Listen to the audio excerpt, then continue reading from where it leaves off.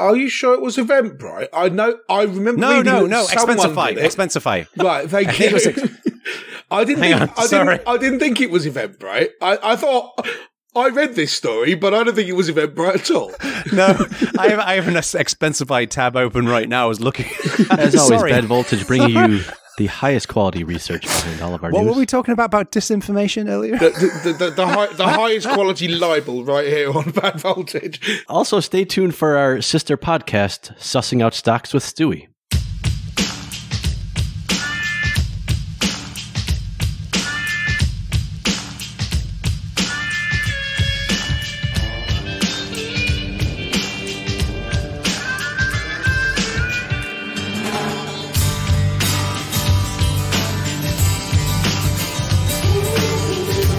Hello, listeners, and welcome to episode 16 of Season 3 of Bad Voltage. My name is Jeremy. I'm joined here by Jono and Stuart Langridge. And this is where we're going to deep dive today into SAP and the intricacies of the ERP. we had a comment or two in the Slack, which you should join, by the way, about the last show and it being focused on one particular product. So we're actually going to go in a much different direction in this show. We do listen. Yes. What are we going to talk about today? Yeah, we do listen, but we ignore. So we'll be doing our Oracle special next time. We're going to do a load of news. Like we do this from time to time where we just like to just dig into what's going on. There's a lot of stuff going on right now, so we're just gonna. We actually had quite a big list of news that we've just literally whittled down because we didn't think we were going to be able to get through it. And the list is still fairly large. I mean, it's weird. The world at the moment, news happens and then it's gone. Like 12 hours later, the news cycle's that fast. Is this is this news to you? No pun intended. I mean, news happens and then it stops being news. It becomes old news. Maybe we should review a Kindle again. It feels. Does it not feel to you like this? Like the news cycle has shrunk?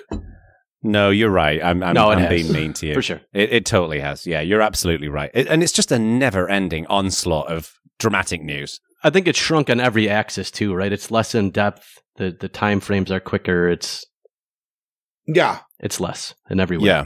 Yeah. And it's often inseparable from opinion as well. Speaking of opinions, what should we start with?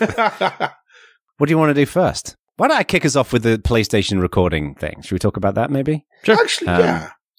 As you will all know from a previous show that we did, the PlayStation 5 is coming out fairly soon.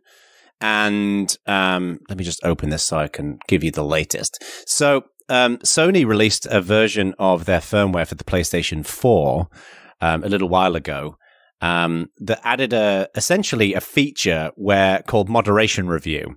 So when you're in a PlayStation party and you're chatting to your fellow PlayStation friends, essentially what will happen is the PlayStation will be recording your audio.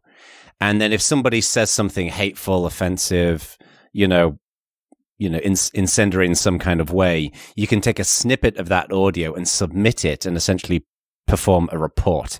Now, a lot of people lauded this as, a great step forward in terms of cracking down on hate speech and, just nasty behavior in gaming.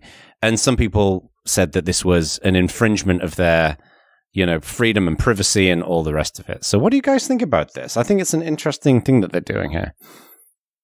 I mean, from my point of view, I don't think this is a privacy thing. Because it's not like they're recording all the audio and automatically shipping it all to Sony, who are then going through all these voice calls. It's, as I understand it, being recorded locally on a sort of a ring buffer, essentially. It keeps the last minute or so around, and then you can punch a button to send a report in. So it's not Sony spying on your conversations. It's you electing to send bits of your conversation to them as a report in exactly the same way you'd report a tweet or a Facebook post. Fine idea to me. Yeah, I get the impression that from the people who are complaining about this, it's that they don't provide consent to their hate speech being shared with Sony. This is the thing. I mean, I know there are rules about if you record telephone calls, you have to tell someone that you're doing it or something? Nah, not so. It depends. If you're a two-party consent jurisdiction, then yes. So I'm guessing, based on the wording here, that their assertion is that initial agreement is you consenting to always being recording satisfies that in those jurisdictions. Yeah. I'm curious if that would hold up. And I mean, I didn't particularly mean the legal point, although, yes, I mean, there may actually be a legal point here, but it's more the goal that legal point is there to address, that people don't like the idea that they're being recorded.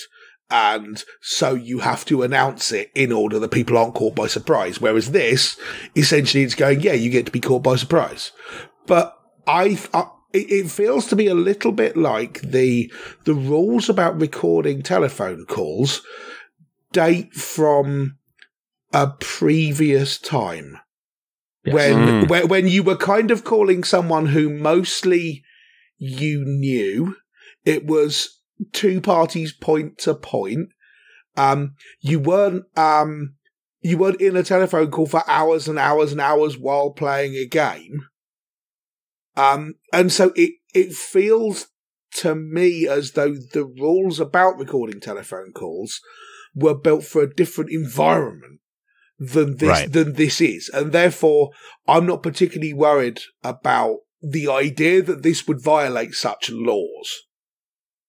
What I think is interesting about this is, and what I don't know about this, is whether this applies to purely public games that you play around. Because I've never done the PlayStation party thing where you talk to other people on the internet, so I don't know how it works. But to me, there's a difference between a private game and a public game, right? If you're, as far as I'm concerned, if you're in the public commons, whether you're on Twitter or whether you're on a game on on PlayStation, then, and you say something that is hateful, then you should seek you should experience the consequences of doing so.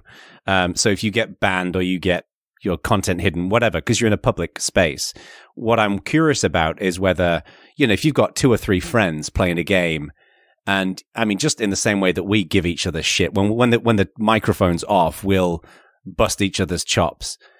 One person within a private setting being able to share that with Sony, that to me is different, because not that you should ever support hate speech, of course, but I just think that the norms in that private setting are different to a public setting. And what I don't know is how this applies there.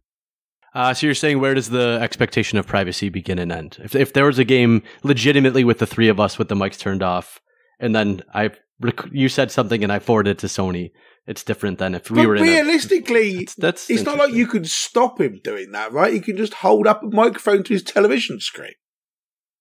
I mean, it's not like you could avoid somebody. You could. Yes, they're making it easier to do this. And one of the big problems with reporting and moderation is always that the people who are doing the reports are not necessarily doing it with good goals in mind. So reporting is itself a tool of harassment sometimes. But to be honest with you, I mean, I'm not much of a gamer at all, and I'm certainly not much of an online gamer.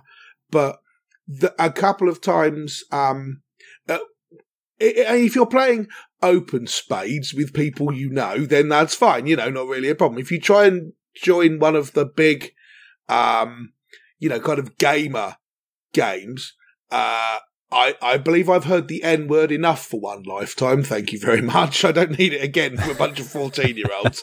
So yeah. And that kind of environment seems aggressively hostile. I mean, as you obviously know, and some of our listeners know, we've got a young son, and he's really getting into Minecraft, and we haven't allowed him to join any public games yet or anything like that. Yeah. It makes me nervous because I've heard how some of these kids talk to each other, and it's fucking horrible. I mean, it's some of the language and the bullying is horrendous. I think that Sony somehow trying to deal with this is important. I'm curious to see how it actually pans out. Yeah, interesting. What's next? I mean, I think having more tools is probably a good thing in itself. Yep. So since we're talking about big companies and the idea of them looking at data, did you see the Zoom thing? I did. This is interesting. I should probably explain this in a little more detail, but we've talked about it. Yeah, you remember the Zoom thing? Wasn't that terrible? Next topic. No, this was an event at somewhere in San Francisco. San Francisco State University, sorry. And there was supposed to be a talk by Leila Khaled, who is a member of the Popular Front for the Liberation of Palestine. And that talk was cancelled by Zoom because it was in violation of the company's terms of service, which, I mean, we could go backwards and forwards on whether that's a good idea or not, whatever, but they did that. But the thing, just one extra slight layer on that is that this popular, I'd never heard of them, the Popular Front of the Liberation of Palestine, have been marked as a terrorist group by the US. They're a designated terror organisation. A designated terrorist organisation. Yes. And Leela was involved in a hijacking, but I don't know what's happened, back in the 70s or something like that. But anyway, carry on. Absolutely. So there's a whole discussion about whether that was a legitimate thing to do. And I think that's that's a reasonable topic of discussion, but that's not what we're discussing today. What there then was another incident, another event talking about the fact that it was cancelled. So having that discussion we were just mentioned, and then Zoom also refused to let that one happen. And as far as anyone can tell, it's basically because they might have been criticising Zoom, right? So I think there's a legitimate discussion to be had about whether Zoom should have cancelled that meeting or not, and there's politics on both sides of that, and there's a reasonable discussion about it. But Zoom don't want discussions like that to be had on Zoom because they might be critical of Zoom. As far as seems like there's tell. a Streisand effect waiting to happen there. Yeah, I mean, and that's the thing. You'd think, yeah, you know, and this is kind of recursive now. If someone now has an event talking about the fact that Zoom cancel events talking about Zoom censorship, does Zoom cancel that one as well? Do you just sort of bounce in between Zoom and Google Hangouts? I don't really know. The thing that I don't like here is people keep claiming this is a free speech issue. And while I'm a well-known, humongous advocate for free speech, there's a difference between a government censoring an event and a private company doing so. And that people keep conflating these two things drives me a little bit bonkers. Yeah, but I noticed the same thing. I think getting to the actual issue, right? Objectively, there's private spaces and there's public spaces, and I think those two things are well understood. What's a little bit blurred these days with technology is, I would say objectively, this is probably considered a private space because the company owns the medium, but users think about them as a public space because they're facilitating what a public space in many ways used to facilitate in real life. As far as they're concerned, this is exactly the same thing as everyone being in a room talking about this with some speakers on stage. You just happen to be geographically remote while you're doing it. The technology is just like air in between you and the speaker. It doesn't make it a private space. I mean, in my opinion, I think, as Jeremy says. I agree. And on that note, so Zoom responded and said, Zoom is committed to supporting the open exchange of ideas and conversations and does not have any policy preventing users from criticizing Zoom. Now, they were always going to come out with something like that. What I found interesting in this article about this news item was that someone called Adam Said, who's a student at the University of Leeds, was quoted in saying, it cannot be a unilateral decision saying you violated our terms of use. They have to prove that. We have the right to contest this and present our case. And what I found interesting about that quote is you absolutely don't have to prove that. And we've talked about this in the past about like the role of social media as, you know, whether they're utilities and how they're kind of perceived by their users. This is another example of that springing up, I think. And this is where I think the conversation to me gets interesting is there's a real danger, I think, to making these platforms a true public space, because then they would be controlled by the government. And then the question is, whose government and under what terms and how does that, because there would be public international spaces, there would really be no ruling body. So it gets really complicated really quickly. So it's messy. And I think people want to oversimplify it. And if we want to solve this as a society really moving forward, it's going to take some legislation that is probably unprecedented and takes a new look at like I think we're getting to the point where a lot of these old laws addressed a world that in many ways just doesn't exist now. And we're trying to fit those laws into the new paradigm in a way that's uncomfortable. So whether that means, are some of these companies, be it social media, be it communication platforms, going to be forced into like a common carrier status like the old wave of technology companies were? Or is there something better? Because that comes with a bunch of cons as well. But to me, like, something clearly has to be done, and I just don't have a good answer or even idea as to what that is. I think that's a really interesting way to look at it. Is there some kind of new concept entirely that needs bringing up here? Because, as you say, they're neither public spaces nor private. These organisations are, yes, on the one hand, do you necessarily want these things to be regulated by the government? Maybe not. But on the other hand, part of the reason that government regulation is occasionally onerous is because there are a bunch of rules about how it should work. Whereas Zoom just went, this violates one of our terms of service. We don't have to tell you which one, and we're not going to. We just shut it down, and there is nothing you can do about it. There is no right of appeal. There is no right to even have it explained. They can just do what they like. And taken from one point of view, it's their service. They built it. They're entitled to do what they like with it. Yeah, okay. But part of the reason that a lot of rules exist around you having a right to appeal, that you can understand what you're being accused of, is precisely because it's terribly easy to use the rules to oppress certain people and not others if you don't have to explain the rules. You know, it's got me thinking that when we've talked about kind of the impact of big companies, we've often talked about it within an antitrust setting, right? So there was the news story recently, which we don't have in our list, about Google being broken up. Yeah, because that's not a news story. It's either a whole show or it's possibly a fundamental impact on the technology industry for the next decade. Yeah. This is not something we can do within 2 minutes. It's on the list, though. It's coming up, believe me. And when we talk about antitrust, it's often within the context of, you know, unfair competition. But I think what's interesting about these cases with when we've talked about social media companies, but now Zoom, is where you have Zoom's a good example of this. You know, when the pandemic hit, for whatever reason, the world basically decided that Zoom was where we were going to connect, right? It's by far the most popular. Like, people who were unfamiliar with video conferencing, they heard of Zoom, and that was the thing that they could think of when it came to video conferencing. So now they've gone from being a reasonable sized company to being probably a smallish company in the scheme of things, but with a massive impact on society in terms of what's normal.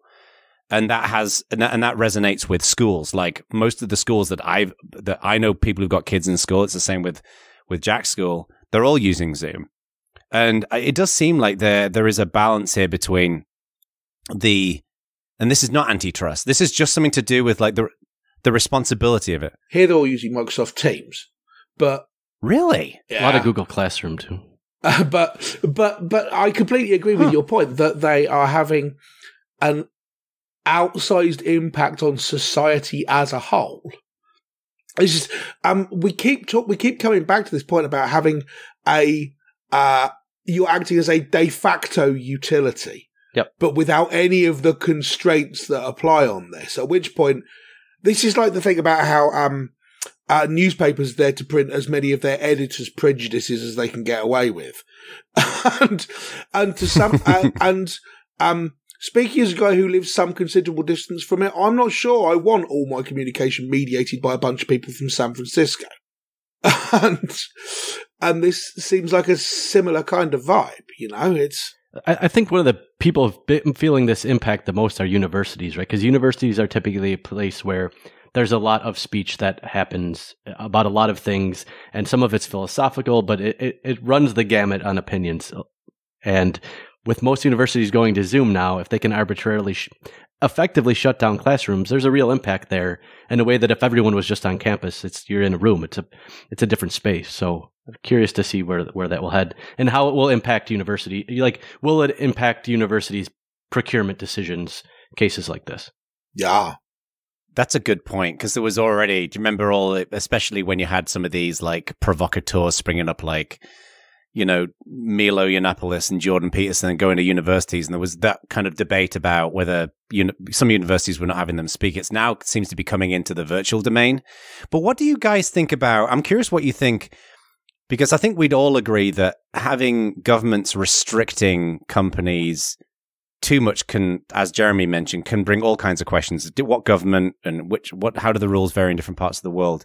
Presuming that a government is not going to be arbitrarily restricting a company like Zoom, but we identify that there needs to be some kind of responsibility to society. What do you think can happen? Like, is there even an option here? Because the only option that people seem to talk about is some kind of legal, like in the antitrust setting, the government steps in. But you know, we haven't got to it yet. But talking about Facebook of putting together their quote unquote Supreme Court of people to oversee content on their platform is one approach that they're taking. But I wonder whether this is going to become potentially a trend with these companies where they have some kind of external oversight. Like we have in open source projects, right? We've got technical steering committees and governance boards that help open source projects. I wonder whether we're going to start seeing something like that for companies like Zoom. For open source projects, it's all self-regulation. And a lot of industries tend to work the same way, adopt some kind of self-regulation, basically because they don't want non-self-regulation. And so if they can say, no, we're doing this ourselves, you don't need to write laws about us, we promise we'll do it. But the tech industry hasn't done that yet. And I think the tech industry, and particularly big players in the tech industry, have a disproportionately large effect on the way the world works. I mean, even if Zoom is not as big as, I don't know, General Motors, say, right? Yeah. But how much effect can General Motors have on the way the world works? Because because a lot of the stuff that they would attempt to do is already regulated. Like if General Motors decided they were going to make cars which only ran on General Motors petrol, only ran on General Motors gasoline, right? They wouldn't be allowed to. But Zoom could quite happily say, why? Yeah, they would. I don't believe they would. They wouldn't sell a lot of cars, but they could do that. There's nothing legally stopping them making a car that runs on their own gasoline. You do realize that Zoom's market cap is 3 times more than General Motors, right? I did not realize that. Astonishingly, I did not know that. However, I'm prepared to bet a pound that you didn't know it either and just looked it up. But so I was guessing it was way bigger. I did look up the specifics. It is almost exactly a third. I didn't think. I mean, General Motors own things. Zoom have basically got an idea. If they stop being trendy tomorrow, they're not worth $1. Oh, come on. But that's a pretty gross oversimplification of Zoom. I don't agree with you. Do you think their product is fundamentally better than it was 18 months ago? It's probably better at handling load. Don't get me wrong. No, it's. I think it's a lot better. I think it's also the best product in their class. Yes, it's better than Blue Jeans. It's better than Google. Yeah. It's Google Meet is like. Yeah. I don't even want to get into that. I completely understand that. They are the best in their class, and that's one of the big reasons I think why they became popular, because they are actually better than everybody else. But I think they were better than everybody else 18 months ago, and then they weren't 3 times as big as General Motors, and nothing's actually changed about the stuff they own. It's just because everyone's using them. It's because they're trendy at the moment. But that doesn't mean that they don't have any value. You were insinuating that if they stopped being trendy, they wouldn't have any value. And I don't believe that's the case. I think they had value before they were trendy. And GM owns things, but they are an old company with little growth prospects that still somehow manages to lose money, which is usually those older companies, they don't have great growth potential, but they make money. GM doesn't even make money. They lose money.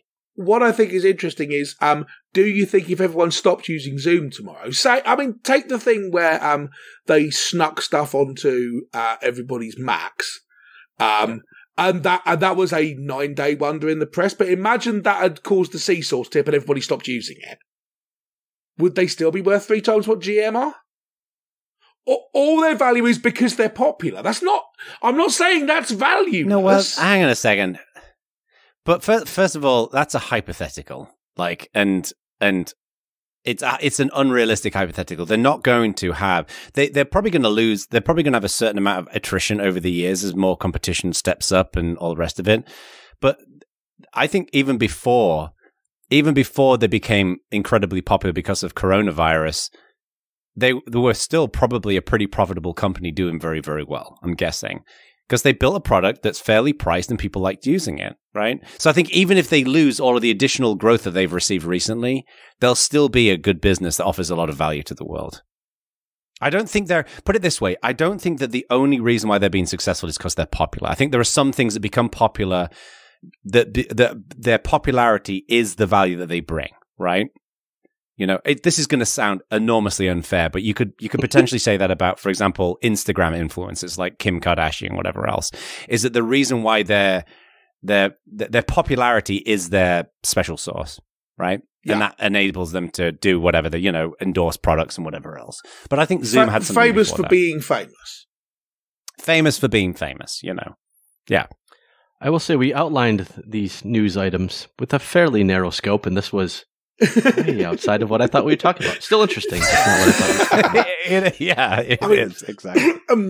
And we could talk about this topic a bunch, but we have talked about this topic a bunch, and I think working out how large tech companies with outsized influence fit into the new world, or how the new world fits into them, is one of the defining challenges of the next 10 years. So this topic is not going away. And there is so much to talk about, and I know we need to get into our other news, but I just something jumped to mind right now, and I haven't done my research into this at all. But what I think is interesting here is the leaders of these companies, like Zoom, will have so much influence, and they are, by definition, they're unelected leaders in a traditional government sense, right? They're not elected by a populace. They're elected by, their board and whatever else, or, and their customers to run the company. But they have so much influence. And the big question is, what is the social norms around that influence? So again, I haven't checked into this, but I read something about the CEO of Eventbrite, for example, sent messages to all of their customers encouraging people to vote for Joe Biden. And a lot of companies use Eventbrite for their customer expenses and whatever else, and consequently, those people got this email, and that then begs the question: if it's a private company, you can arguably do that if you want to. Are you sure it was Eventbrite? I remember. No. Expensify. Right, thank you. I didn't think it was Eventbrite. I have an Eventbrite. I read this story, but I don't think it was Eventbrite at all. No, I have an Expensify tab open right now. I was looking. As always, Bad Voltage bringing you the highest quality research behind all of our news. What were we talking about disinformation earlier? The highest quality libel right here on Bad Voltage. So who was it? It was also stay tuned for our sister podcast, Sussing Out Stocks with Stewie. Which should be a thing now. It should be. It really should be a thing. So the CEO of Expensify sent it to that. They've got 10 million customers, encouraging them to vote for Biden, not Trump. Now, what I think is interesting, we don't need to get into that, but is they have a level of influence, right? That's being able to send a message to 10 million people, right? And that then begs the question, is that okay? For a public company, is it different to a private company, for example? Because there's nothing stopping you having a political opinion, but what is the influence that you have? One of the things I think is really interesting about that is I feel like the sort of people who do not like the fact that Expensify did that, and the sort of people who think that Zoom should be able to shut down meetings whenever they want, are completely disjoint sets. I don't think anyone disagrees with both of them. people are as far as I can tell, that Expensify thing is terrible. You shouldn't be allowed to do that. That's terrible influence. But then you say, well, what about Zoom shutting down things or Facebook controlling the public discourse? And it's mostly, that's okay, though, because it's their company. They're not the government. They can do what they like. They earn the right to do it because they've got the money. And it feels disingenuous as an argument to me. Isn't hypocrisy fun? It's fun to do. It's not particularly fun to watch. That might be one of the most. That's possibly one of the greatest, most wise things I've ever heard anyone. Yeah, there's a lot wrapped up in this. I'd love to hear from the Bad Voltage community just about this one specifically, because there's so many interesting angles to this topic. So, well, one of the other things that segues into then is Quibi or Quibi or however you pronounce it or anything. But I don't understand this. I didn't understand it when it got created. I didn't understand it when it was trying to run, and I don't understand the fact that it's shut down. So someone explain it to me. There is a lot to unpack here. This could have been an entire show, in my opinion. So I'll read one paragraph from, The Information article, and then we can discuss. Jeffrey Katzenberg's video streaming service Quibi is shutting down, said a person familiar with the situation, bringing down the curtain on the short-form video streaming service just 6 months after it launched. The closure is a stunning end to Katzenberg's hopes of creating a new category of video entertainment, short programs of a few minutes in length that could be watched on the go. So for those of you not familiar with Quibi, they were meant to be roughly 10 minutes, and they were going to do them as professional, well-cut series. And to give you an idea of just how spectacular and almost unbelievable this failure was, they raised over $2 billion in the end, I think. They're giving some of it back, so the final loss, I believe, they put at $1.75 billion. Yeah. They're investors, and a lot of these were roundabout investments where these companies would give them money with the understanding that they would have their content bought as part of the process. But legitimately unprecedented, I think, in that it was Disney, 21st Century Fox, NBC Universal, Sony Pictures, Time Warner, Viacom, E1, Lionsgate, MGM, Alibaba, ITV. Like the amount of content from these companies never are on the same platform perspective is astonishing. That is amazing. Katzenberg is a legend. You think when he was at Disney, they did things like Little Mermaid, Beauty and the Beast, Aladdin, The Lion King. Then he went and started a small company that ended up doing things like, Shrek. So it's his bona fides are, let's go with substantial. where I think this was just obviously going to fail from the beginning. And just to follow up on the numbers 1 second, they spent roughly $1 billion in cash commissioning 8,500 episodes over 175 shows. To me, why Quibi failed is they just didn't understand their audience. And it's like if you took a couple of fairly older folks and asked them what the millennials want, they came up with Quibi. And you look at their office was like the quintessential Hollywood office. They estimated that they were paying $100,000 a minute for content, and they said that in a way that was bragging, not in a way that was like a cash burn. Oh my God, I just made a sick in my mouth with that one. And they failed to pivot, so it was mobile only, not mobile first. So you could not watch this anywhere on the desktop or anywhere that wasn't a phone. They made a big deal out of it being landscape, portrait versus landscape, which I think they assumed TikTok was popular, so they should do the same thing. I'm not sure. But you're in a pandemic, so you think if nothing else, we would pivot to mobile first and allow you to watch it on a desktop, right? They didn't do that. I think what they also failed to realize, TikTok, super popular, all user-generated content, only like a minute long usually, right? And it's super viral because you can go to TikTok.com and just watch anything. You can send people links, it just works. This, you couldn't send people links because you needed the app installed. And things couldn't go viral, and they were expensive. They were a weird middle ground of length that, like, 10 minutes is long enough, and they're not skippable. So 10 minutes is long enough that it's a commitment, but not long enough that you get in depth. It's a failure on so many levels that, like I said, I could talk about this one for hours. The other two parts of the I really liked was someone asked Meg Whitman, like, you're launching this humongous show. She was the CEO, to be clear. What kind of entertainment and shows do you watch? Her quote was, and this is a direct quote, "I'm not sure I'd really classify myself as an entertainment enthusiast." When pressed, she said, "If I had to pick a show, it would be Grant on the History Channel. It's about President Grant." I agree with you. It's got that, that picture of Steve Buscemi dressed up as a kid with the "How's it going, fellow kids?" kind of thing. It did have that sort of vibe about it, that a bunch of entertainment people going, well, we need to cut into this YouTube, TikTok kind of vibe. and fundamentally not understanding it. Now, $100,000 a minute is not that much.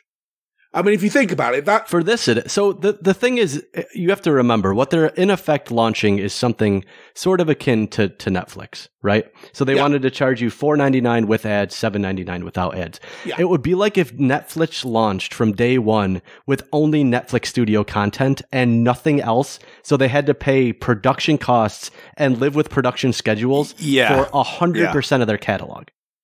But the point is that they weren't doing that because they had a bunch of other people on board.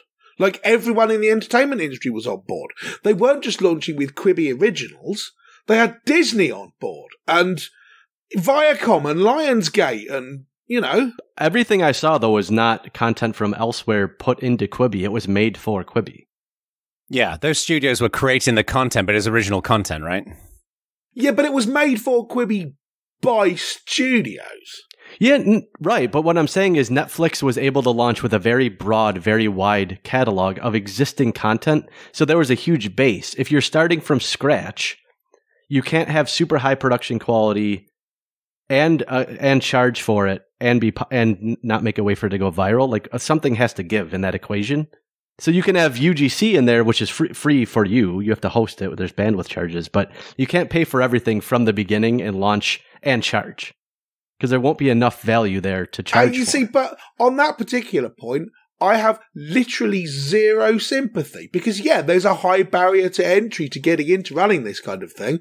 Now, you big, rich companies know how the rest of us feel when we go, you know, maybe we should build our own web browser or something. You can't, because there's too high a barrier to entry now. There's a few big players who've got the money, and no one else can do that. And this to me seems like a similar thing. If you say, well, I want to set up something like Quibi, you can't do it. You could with a sound business model and a methodology. Yeah, I think you could do it. I think their business model was shit. So I think the idea is actually not that bad. The interesting thing too about they had a whole bunch of A talent, as they would say, but it was definitely their B material. It was kind of the mindset, from what I could tell, and one person actually was on the record as saying something similar, is first you pitch to either Netflix or a movie studio or HBO, and if you get a bunch of no's in a row, give it to Quibi. That's a ringing endorsement right there. Well, but then they're new, right? I mean, why would you ever go with the new player in town? Because they got a chicken and egg problem, right? No good content, so no viewers, no viewers, so no good content. Yeah, but they're not just new. Look at that laundry list of people behind them. Look at the people running it. I would say that they are new, but they're new in the same way that, you know, you get these like people who've been legends in tech set up startups and they become incredibly successful, and people invest in them and people go to them and work for them because of that heritage and that background. Like, but I get what you're saying. But that's why I don't understand why it didn't work. I mean, yeah, I'll grant you the viral point, but virality is only important if you've got the sort of thing that wants to go viral. If you're sitting down watching a television program, you're not expecting to be able to send people links to it. Right? I mean, yeah, little snippets that you embed in a tweet which are amusing, which TikTok is very good at. Yeah, but that's not what Quibi was building. They were building 10-minute actual TV programs with proper production values, filmed on proper cameras with a production staff. They were TV episodes that just happened to be 10 minutes long, which is why I think $100,000 a minute is nothing. I mean, if you think about it, right, that's $3 million per episode for a 30-minute episode, and Friends were paying the 6 stars of Friends $1 million an episode 30 years ago. Yeah. So that's not that much money for actual television. In a bubble, $100,000 a minute for professionally produced content from A-listers is, I would agree with you, not high.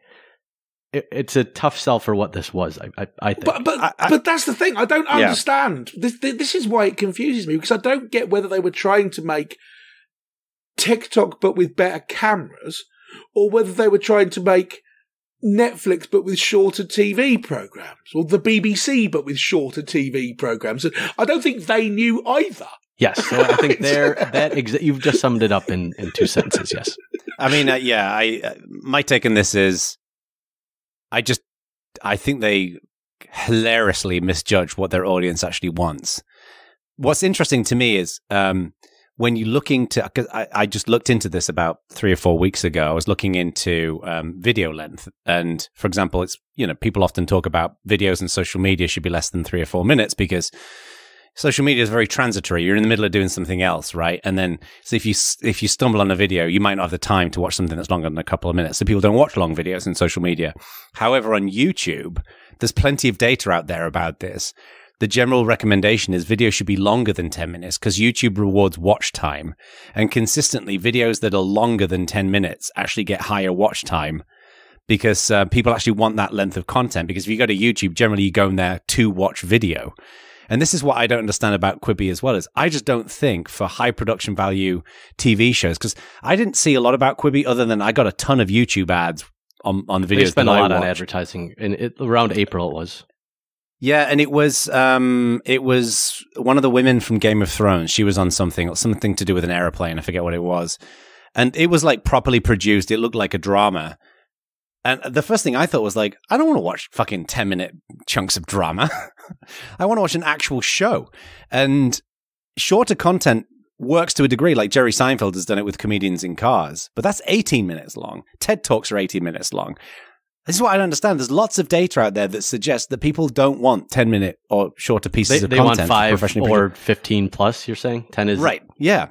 Uniquely bad, almost. There's some kind of, like the uncanny valley. There's a bit where it's, neither fish nor fowl. It's too long to be usefully... Too long to be short, too short to be long? Yeah. It's too long to be a short snippet that you can pick up while you're doing something else. And it's too long to be that, and it's too short to actually get your teeth into and be a TV program. Yeah, and the other angle that it's like buying a 10.5-inch pizza. Who would do that? The other thing that confounds me here as well is that arguably, they're competing with Netflix, but they're also competing with YouTube, right? And with Netflix, that's all, like, people don't go to Netflix. We've talked about this previously. People don't go to Netflix to watch Netflix. They go to Netflix to watch the shows they care about. Like, I'm rewatching Dexter right now on Netflix. I don't care that it's on Netflix. If it was on Hulu or Amazon, whatever, it doesn't matter. But people go to YouTube because they like the creators that they like, and there's such a diversity of content in YouTube. From what I understand with Quibi, they weren't focusing on the creator market as well. They weren't seeking to enable people to go and become Quibi creators in the same way that you've got YouTube creators. I just don't understand. It's just ludicrous. Well, no, but that's because they were doing deals with Lionsgate, Disney, and whatever. Right. Yeah, they had no intention whatsoever of enabling community produced content in the same way that HBO don't do that either. Right. It's Do you think that Quibi is going to be like, oh, you don't want to do a Quibi? I think it may very well turn into the pets.com of this cycle. Yeah, it's Google Wave for 2020. There is on a related subject, which is not on our list, and I just thought it was interesting. So I'd be interested in your thoughts. TikTok getting popular. I read a thing that said it was interesting because this is going to be the first time for Americans that one of the major tech players that they're spending a lot of time on and working with and viewing content from and everything is not American. And how's that going to change things? And I went, I hadn't thought of that. And then I didn't really have any thoughts about it. What would it change? I don't know. This is the question. Maybe the answer is and nothing. And wasn't Skype popular and not American? I grant an American company eventually bought it, but Minecraft. I think the pitch was more Microsoft by Microsoft. But it was created by Notch, who's it was Danish or something, isn't it? Yeah, where is he from? And Spotify or somewhere else, and so on. Yeah. So, but I think the point was more sort of a social network. So, it's but they're explicitly not a social network. You can't, like, the way it works is it's not built around friends or feeds no. Okay. I thought it was an interesting point, and I didn't have any particular thoughts on it. And I wondered if you did. I mean, maybe the answer is it doesn't make any difference. Who cares where the company comes from? It doesn't actually affect anything. I mean, I've never heard someone say I won't use Spotify because they're Swedish. I don't know. Yeah, I'm not sure if it's going to have much of an impact maybe it doesn't. But I think where it is different with TikTok, of course, is even if the reality is, do you remember when we talked about the privacy of information and the influence of censorship? They were claiming that the US company runs it and that none of that funnels back to the Chinese government, even if that's true. I think it was Grand Cayman, but yeah. Right. They're not a Chinese company, they're a Grand Cayman company. Even if that's true, like, the perception is... It might just say that I assume 3/4 of the big San Francisco tech firms were actually technically Delaware tech firms. Or something. Oh, almost certainly. Well, since we're talking about all of YouTube, censorship, the impact, all that fun stuff, the impact of big organisations on the public discourse and so on, we should talk about YouTube DL, in my opinion. Let's do it. Did you see this? So YouTube DL, for those of you listening to this who don't know about it, is a command line tool which allows you to download YouTube videos, which YouTube do not allow and never have allowed. Vimeo, Dailymotion, whatever, do allow you to download some videos. YouTube, as far as I can tell, have never ever allowed it on any videos. YouTube DL does it anyway. And so there have been people who have complained that it is a tool used for infringement, and those people have a point, because that's what a lot of people do use it for. But what happened this week is that YouTube DL is hosted on GitHub, and GitHub received a DMCA notification from the Recording Industry Association of America saying you have to take this down because it's a tool of infringement. YouTube DL did not help their case here by having some of the examples they give of how to use it be how to download copyrighted songs from YouTube. Really? Yeah. But and this to some extent dovetails into previous discussions we've had and that everyone else has had about whether tools which can be used for infringement are infringement tools, in the same way that things like BitTorrent clients are. But what I thought was interesting is the RIAA did this under the DMCA, and it seems like a slightly suspect use of the DMCA, to be honest with you. I mean, I don't think anyone would dispute that the way the law is currently written, the RIAA could say, you're hosting a bunch of our copyrighted music, you have to take it down, here's a DMCA notice. But this is sending GitHub a thing saying, you're hosting a tool which people can use to download our copyrighted content, among other things, you have to take it down. And then GitHub took it down. So there seems to me to be quite a lot to talk about here. Should GitHub have refused to do that? Should the RIAA be able to do this?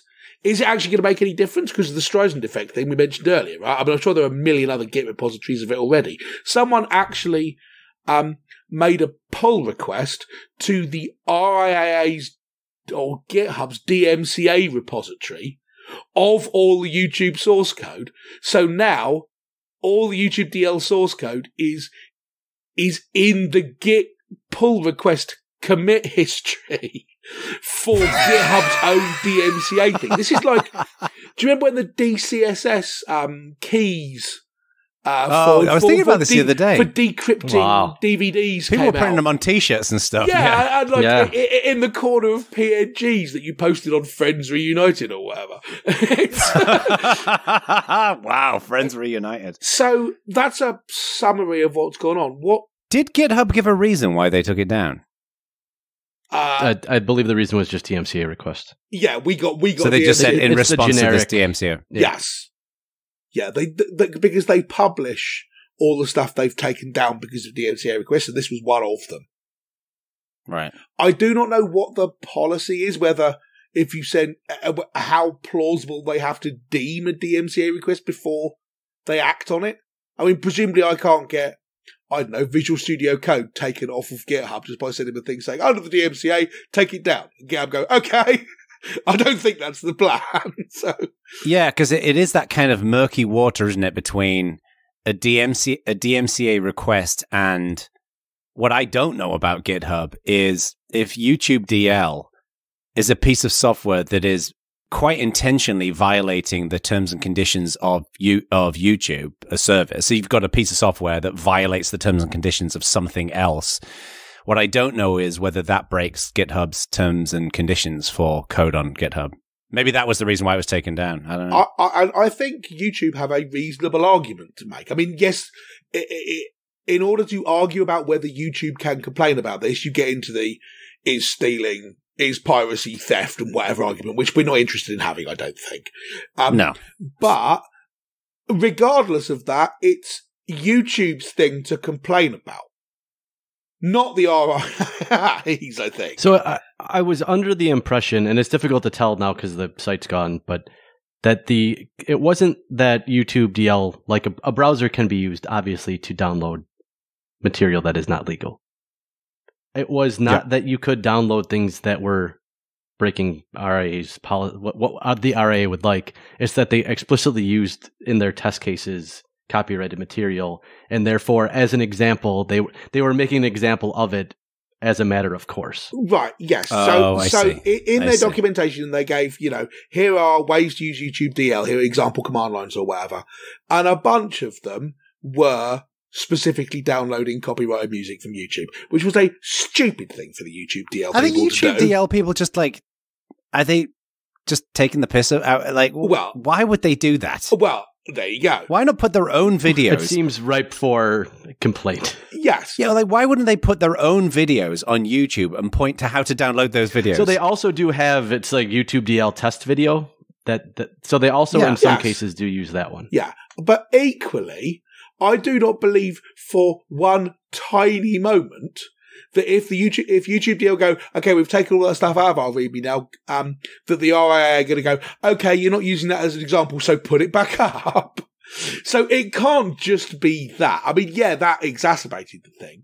But quoting the takedown order, it said, the clear purpose of this source code is to circumvent the technological protection measures used by authorized streaming services such as YouTube. True.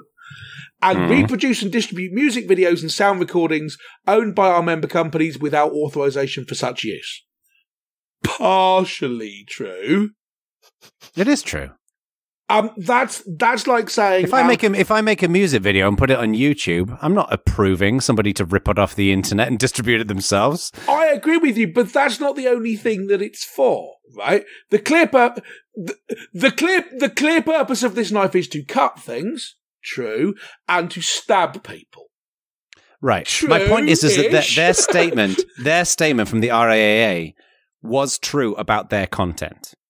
Your point is you can still use the tool for other things as well, which I agree with. The statement implies that that's all it's for, which it isn't. Does it, though? It didn't sound like it to me. It said that it could be used for that. So I guess my question there is, do you think this is a valid takedown request? No. Oh, I thought you were starting to couch toward yes. No. I'm just what I'm curious about is on what legal ground they've got. Jeremy, you gave the perfect example. You can use a web browser to download illegal content. Why aren't they going after Chrome? Yeah. Like, it's a dumb request as far as I'm concerned. But also, YouTube DL, come on, people. Don't point to copyrighted material. I know. I mean, to me, it feels a bit iffy, going to bat to defend them if it's hard to make the case that, this software isn't designed for infringement if half your examples are this is how you to infringe. Yeah. Do you think this will impact any similar open source projects using GitHub as the main repository? Good question. I mean,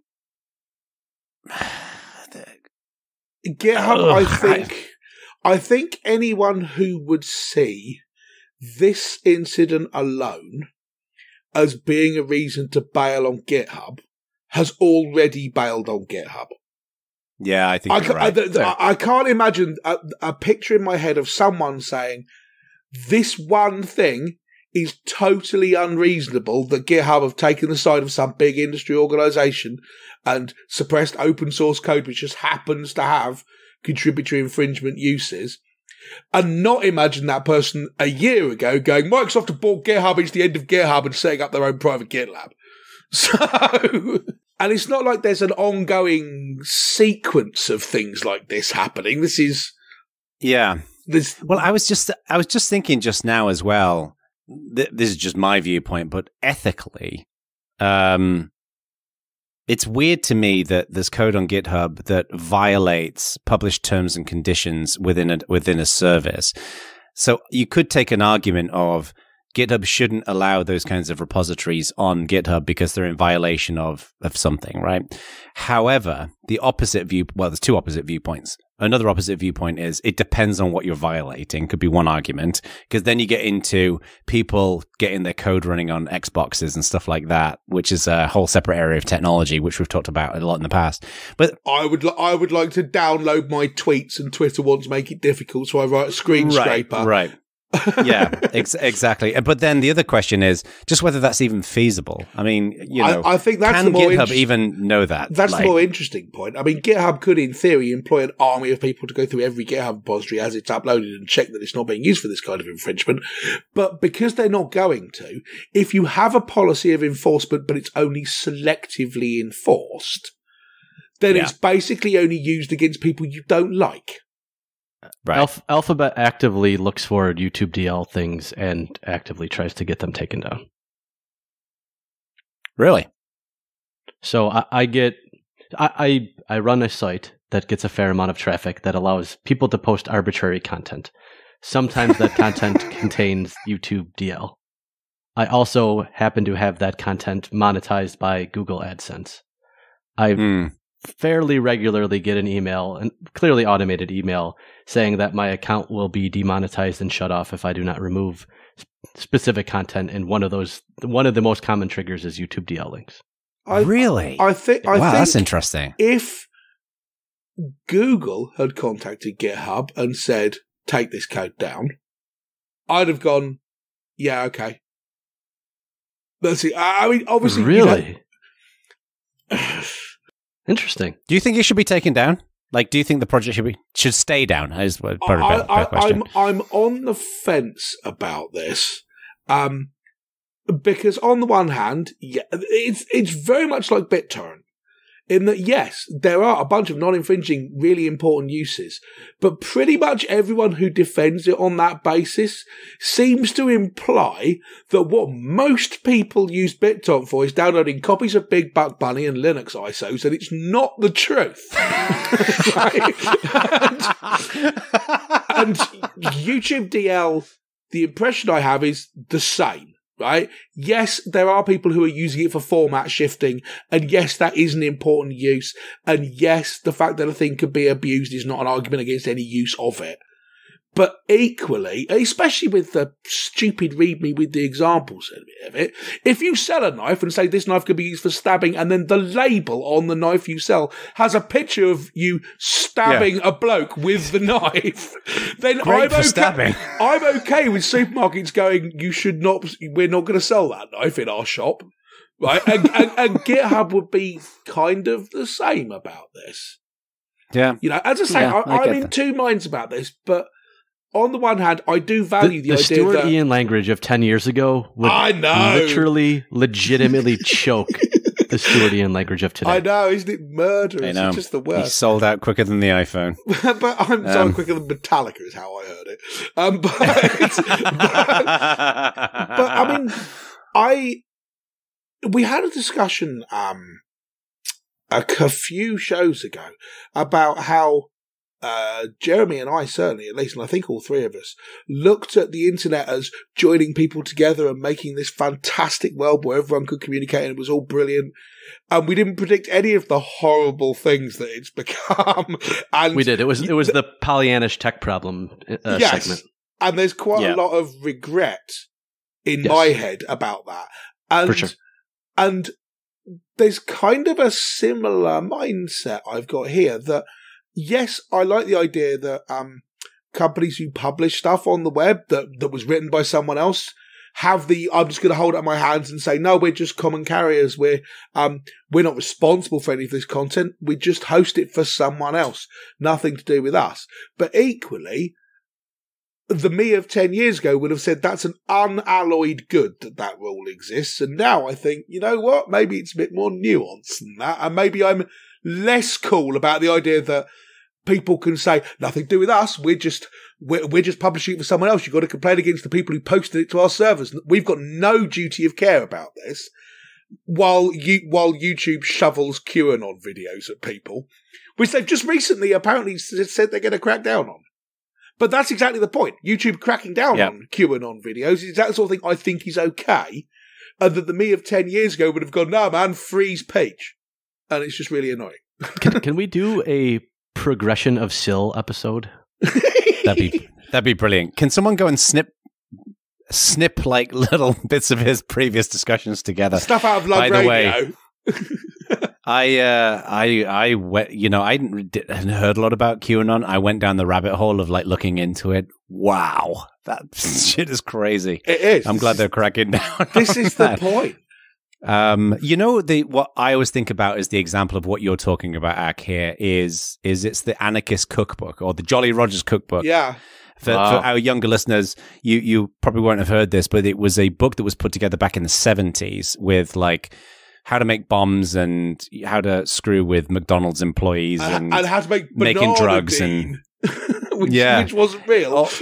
all of these like kind of just ways to basically get into mischief. And it was written by a guy called William Powell who published it, and then a number of years later felt an enormous amount of regret for doing it because there were some things from that book that were used in some pretty nasty situations. So yeah, there's an academic definition of freedom, right? And we're all in favor of that, but then there's the reality, and it gets interesting. So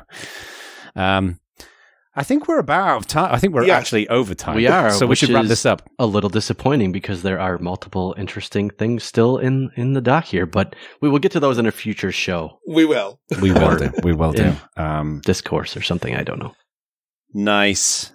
Well, boys and girls, go and let us know what you think on Slack. We've covered a lot of ground today. We would love to hear your thoughts and perspectives and opinions and criticisms about what we talk about on My Voltage. Actually, maybe in the thread for the show, we can follow up with one or two of these. Maybe we each post one of the ones that's remaining, and we can have the conversation there. That's good. That's an interesting idea. Yeah, let's do that. Yeah, cool. Sounds good. All right. Cheers, people. Please, everyone.